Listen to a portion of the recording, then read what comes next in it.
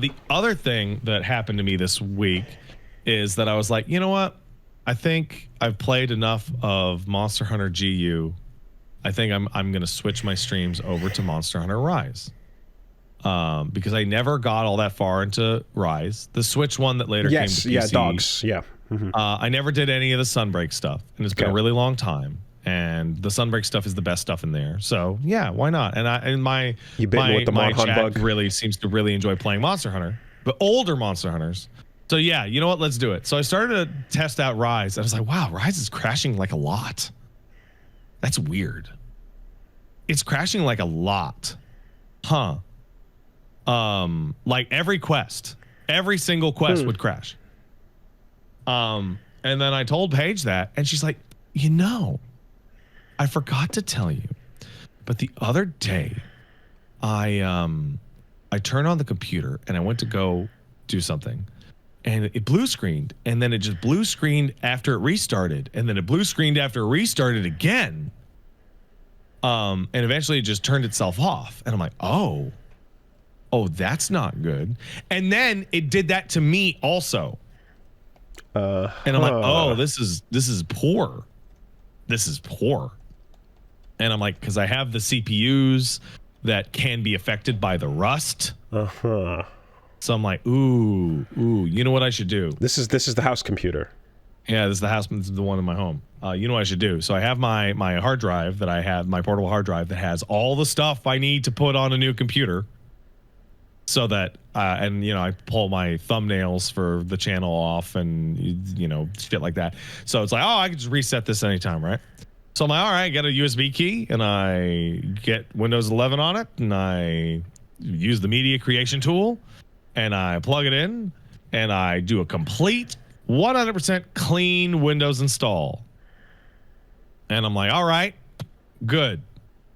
So it's booting up to desktop after a completely clean Windows install, and it blue screens when it starts to download the very first Windows update. Then it restarts and blue screens before I can gain mouse control. Okay. And does it 5 times in a row. And I'm like, okay. Let's hit that. Okay. Hit that BIOS. This is now outside of my level of expertise here. Okay.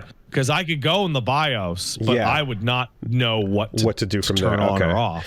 Like aggressive safe moding and then piece by piece diagnosis, basically. So I had already priorly done safe mode and stuff like that. And I look back and I'm like, you know, I've talked about this on stream. I've had a lot of trouble installing drivers on that computer. Like I go to install a driver, it just says failed.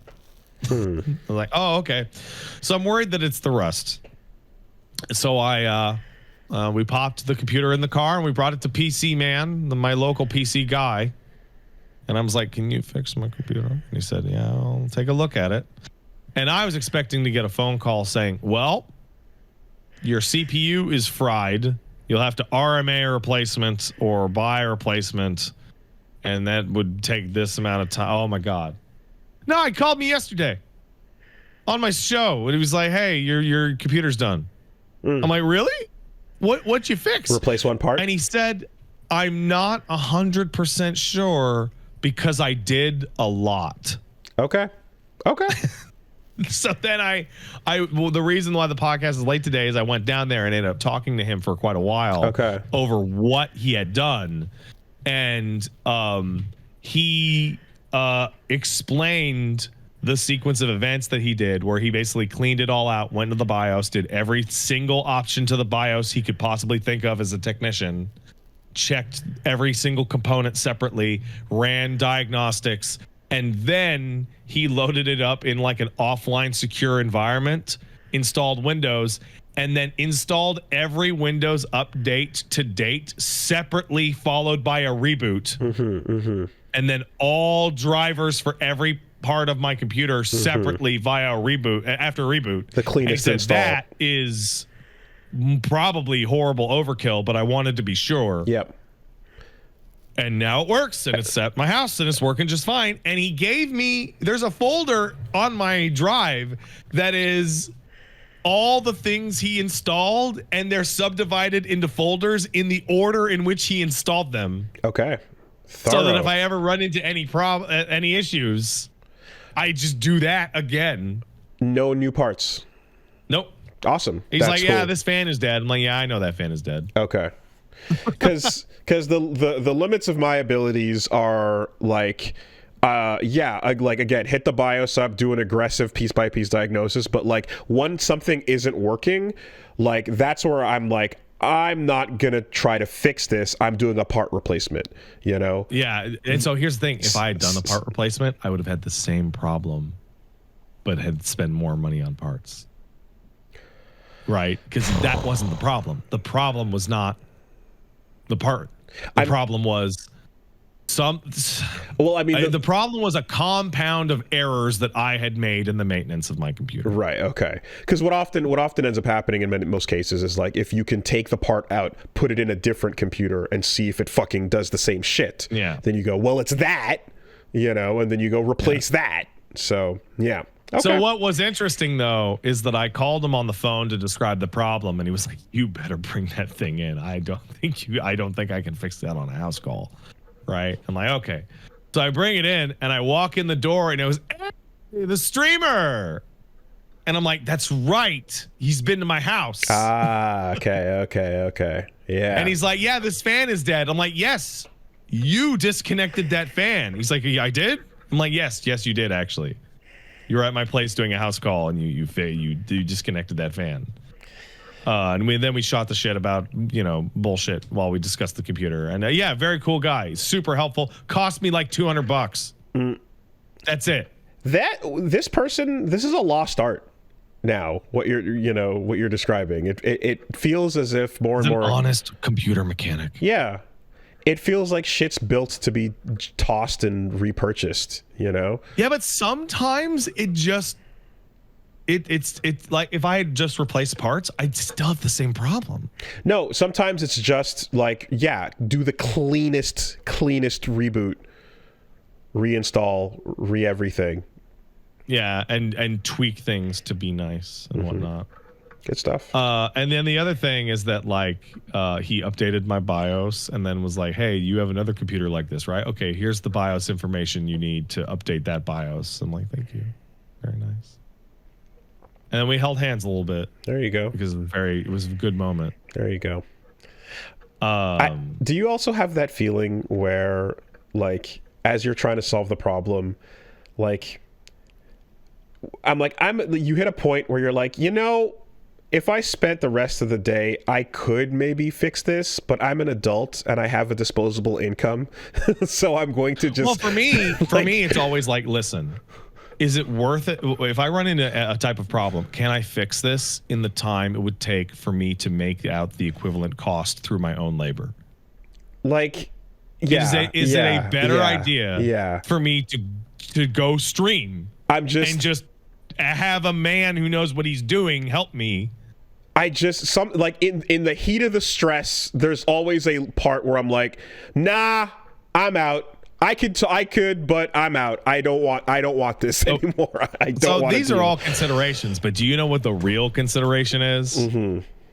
I want to work on this problem to the point where when I have to ask a man for help, it's not like, oh, okay, yeah, no, I got this in like 2 seconds. Right. I need to work on the problem to the point where when the man comes to my house to help me, he doesn't think I'm a baby. Yes.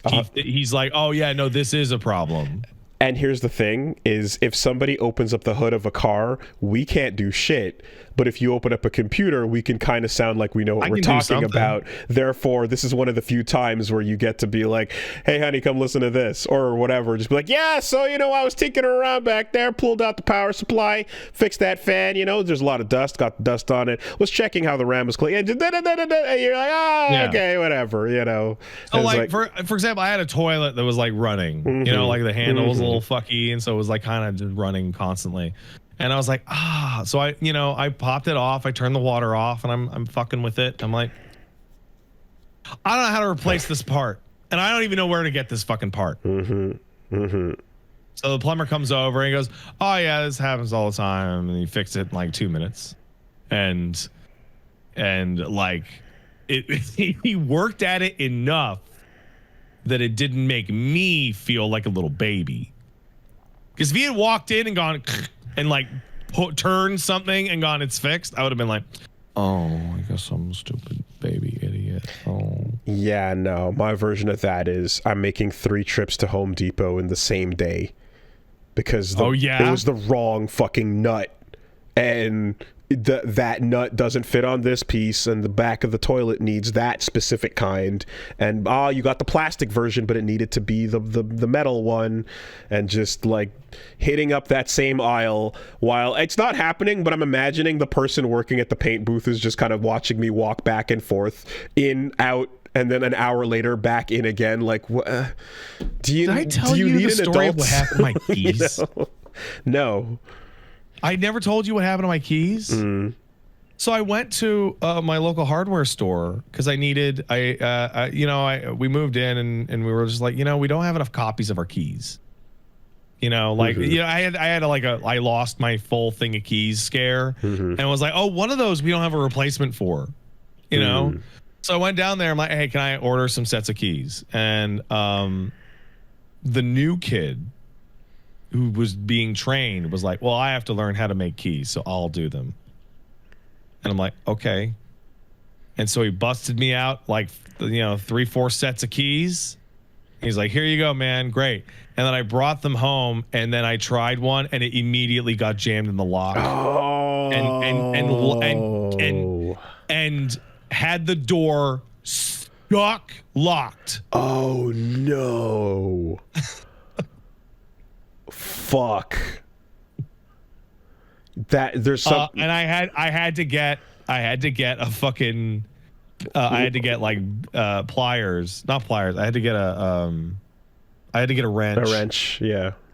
And fucking get a hold of it and like. Oh man, that sucks. Yeah. And I was like worried that it was gonna snap off in the fucking lock, and then I went back there and had like. Do you know when you're having an angry, tense conversation in which every emotion in the conversation is being contained within you only? So like I'm mad enough that I could scream because I almost got locked out of my house because I got bad keys. But like the kid is like 18 and it was literally I think it might have actually been his first day on the job. And like the other guy was probably supposed to help him more than he did. So like this is the type of accident that can happen. Yeah. But like I'm like losing my mind because my shit almost got fucked up. So I'm like, hey, so I need replacements for these keys because I almost got locked out of my house. Yeah. So if you could redo them, or maybe have one of the more experienced guys do them, because the last set was a little off. I would really appreciate it. Like, when like it's just like screaming to burst out, but doing so would be wrong, and you're kind of just being emotional and like a baby about it. The red check. Well, you shouldn't have sent me out the door with fucking keys you weren't 100% sure on, man. But it was his first day at Frit, and this is my first day. Just yeah. Well, look, you didn't like. I mean, if you're like the door locked and my baby is in there, it's like. Well, then I would be like, I need to talk to a manager because I need restitution for my smashed window. Like, because yeah, like we're talking about a different situation, but okay, damn, right. I was like, but yeah, Split Fiction's great, and make sure old guy who doesn't look like he wants to talk to you instead of smoking makes your keys. Like the guy who's in work off of his smoke break Like most of his time is spent smoking outside. Yeah. And he's come in to make your keys. That's the guy you want. Oh, no. So this is the same rule that applies to Waffle House, where like when you walk up to the Waffle House, you want the chef on his smoke break who looks pissed that you're walking in, who outs his cigarette and then goes, oh, fuck, and goes inside. If I go to a restaurant and that's how you know it's good. I see the cooking staff and it doesn't look like any of them have been arrested, I should probably leave. Yeah. Listen, the back of the house staff should have maybe been to a little bit of jail. Right. To make their cooking skills really excellent. There's a sous chef, and if you ask for like where if he can find other things, he can probably provide. You know, yeah. I know what you're talking about. Yeah. Aside from that, it's basically been fucking around in Monster Hunter GU and Kingdom Come Deliverance and being sad that my PC is gone. You never want to hear English coming out of the kitchen. Never. You want unless you're in Quebec. Yeah. You want to hear every other language coming out of that kitchen. Yeah. Hell yeah. Absolutely.